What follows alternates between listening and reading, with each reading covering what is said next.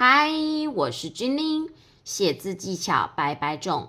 如果只给我10分钟，要我挑出3个改善字体最有用的技巧，那么我会毫不犹豫挑这3个。这3个技巧，会一个字体就能改变一点，会3个那不得了，你的字体一定会有大幅度的成长。看完这则影片，如果有收获，记得留言告诉我哦。第一个技巧，均间。画面上左侧的吊字为什么不好看？那是因为笔画之间没有做到均间。那么画面上右侧的吊字为什么比较好看？那是因为有做到均间。那什么是均间呢？这些地方，我笔尖所指的这些地方，因为笔画的通过被切割成一块一块的空白，这块空白，这块空白，这块空白，这就是因笔画产生的空间。写字的时候要把空间尽量切割成一样大，切得一样大，字体自然好看。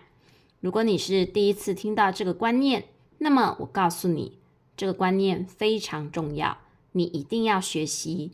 如果你是老观众，已经听了好几次，那么你得补足更多的心法，让自己的书写更加有架构。把这个字调整成这个样子是怎么做的？要怎么样才能制造大小一致的空间呢？其实很简单，用的只是一个技巧，就是复制，让一样大的空间在下一个笔画书写时继续呈现，这样就行了。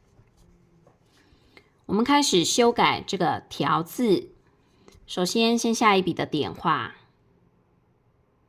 接着我们要处理这边空白不平均的问题，让笔画调整成像这样子的均间的状态。我们先下一笔的横画咯，接着再下一笔的横画，然后记住这个空间。现在要把这样的空间大小复制到下面这一笔，看起来这2个空间会一样大。接着再把这样子的空间复制再做一次，让下面距离大致相等的地方下竖画，接着再下横折，接下来再书写横画。观察一下刚刚制造出的这几个空间大小大致一致哦。接下来我们就可以写旁边的竖撇了，先写竖再写撇，这样子的书写竖撇的方式可以让书撇看起来更笔直一些。接着我们再写横折，接下来勾起，那么中间这个部分也要均间分布咯。我们先下一笔的横画，接着我们写竖画，可以参考一下旁边的空间大小，在这个地方抓一样大的空间大小下笔。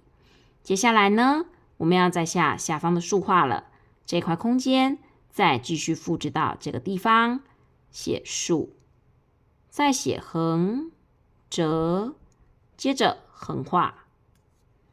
我们把这个条再对照隔壁的条，你会发现这个条字它的空间分布就比较平均了，那么书写出来的感觉就会比左侧这个条字好很多哦。现在你可以回头观察一下自己平日书写的字体是不是有符合均间这个要求。如果没有，你可以尝试去改善这个部分，相信你的字迹会很快的得到一个大幅度的提升。那么接下来我要再跟你分享第2个非常重要的写字观念。来看一下画面上方的2组字，左侧的土跟一，右侧的土跟一。右侧的土跟一使用了我要跟你分享的下一个观念，因为使用了这个观念，让土跟一这2个字在字形的呈现上更加的优美。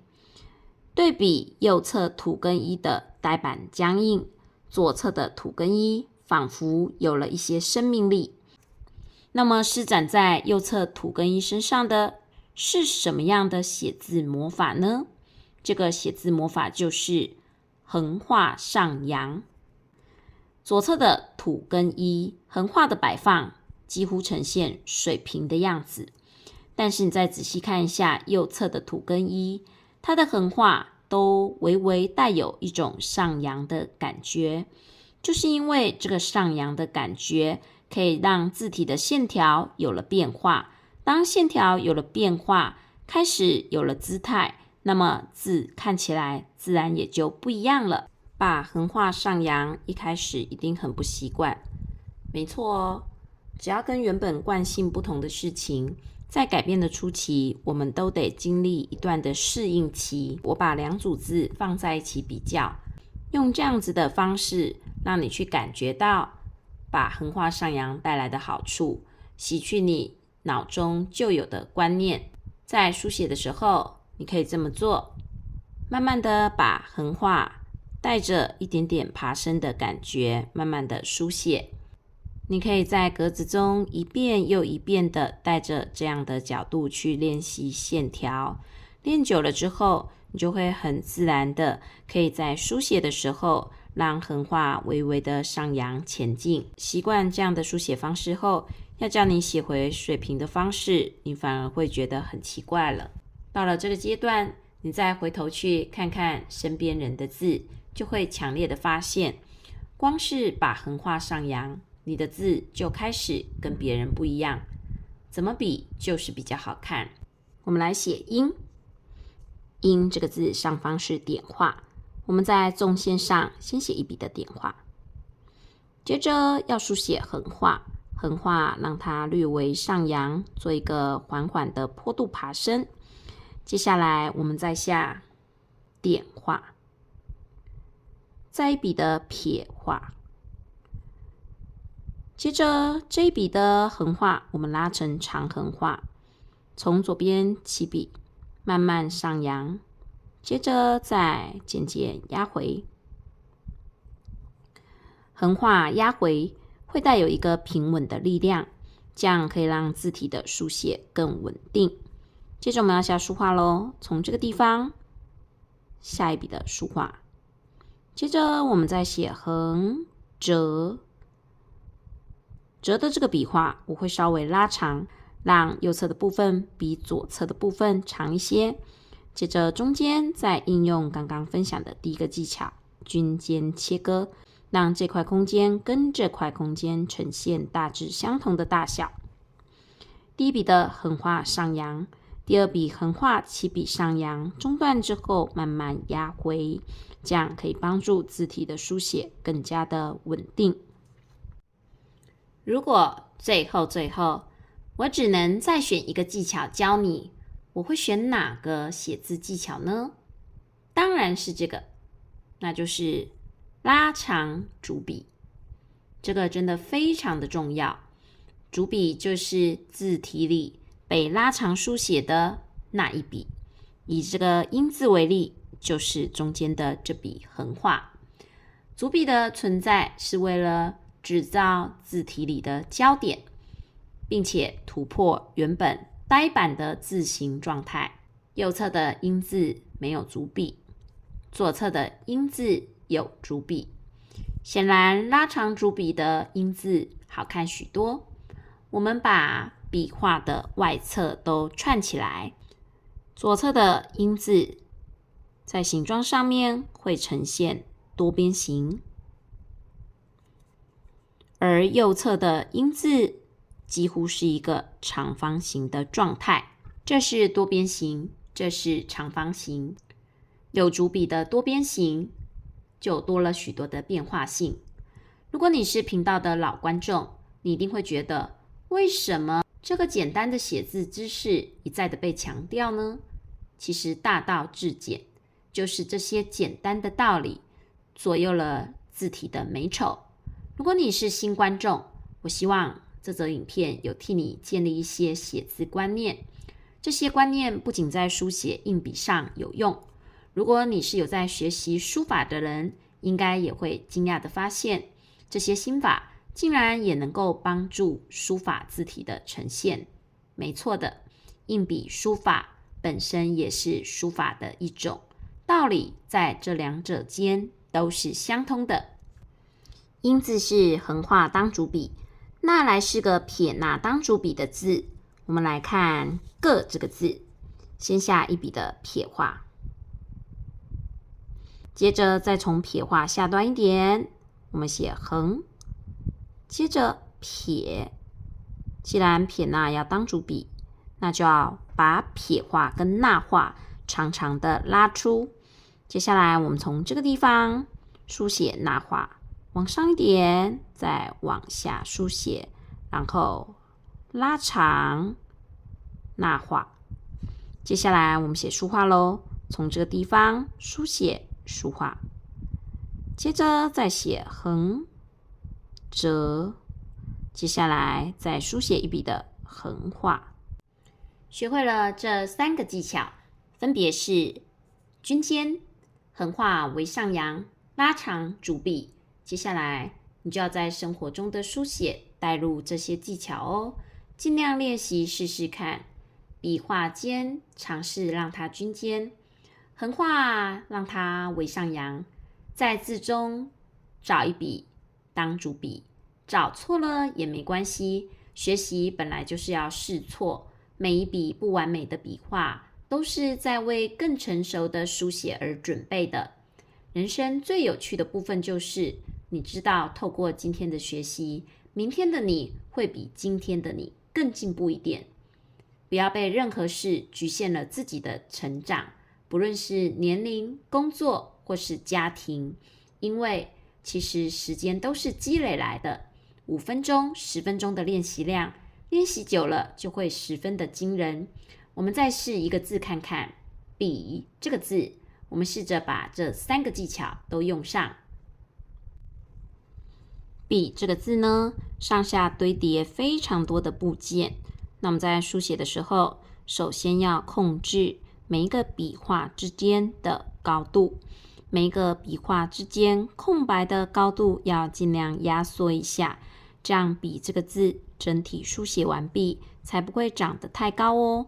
那我们先从上方的足部开始处理，我们先写一笔的撇画，接着再写横画，接着再写点画，接下来再一笔的撇画，你可以对着这个横画继续书写横画，接着再一笔的点画，接着我们要写横折咯，从这个地方起笔横，接下来折，再接着这一笔是笔这个字的主笔，所以要拉长书写。那么你就要把你的起笔笔尖要下降的位置往左调，调到这个地方，从这个地方开始，再往右侧书写。看着上方的部分，制造出了一块空间，把这块空间复制到下方。那么接下来我们再继续书写咯，一样的空间继续复制。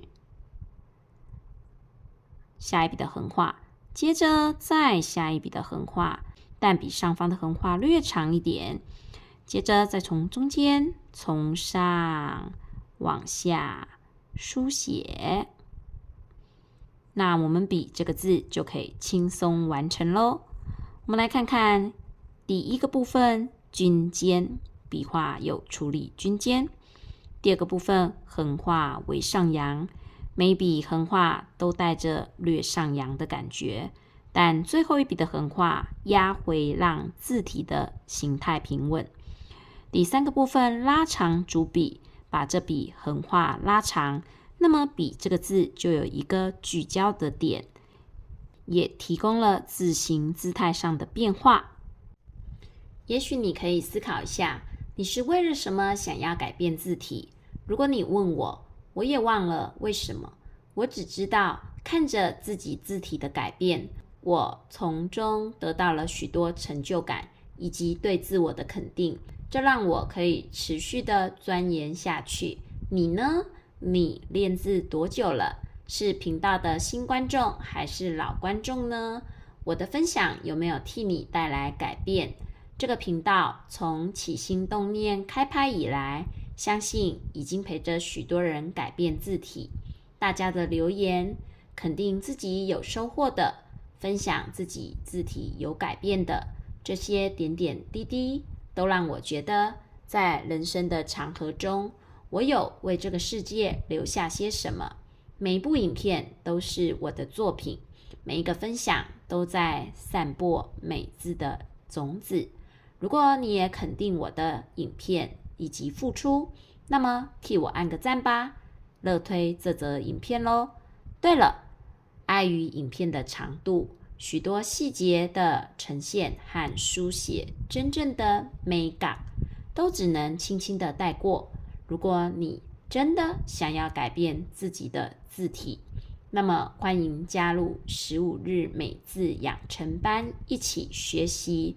在15日美字养成班中，我们会教导大家更多写字的细微技巧咯。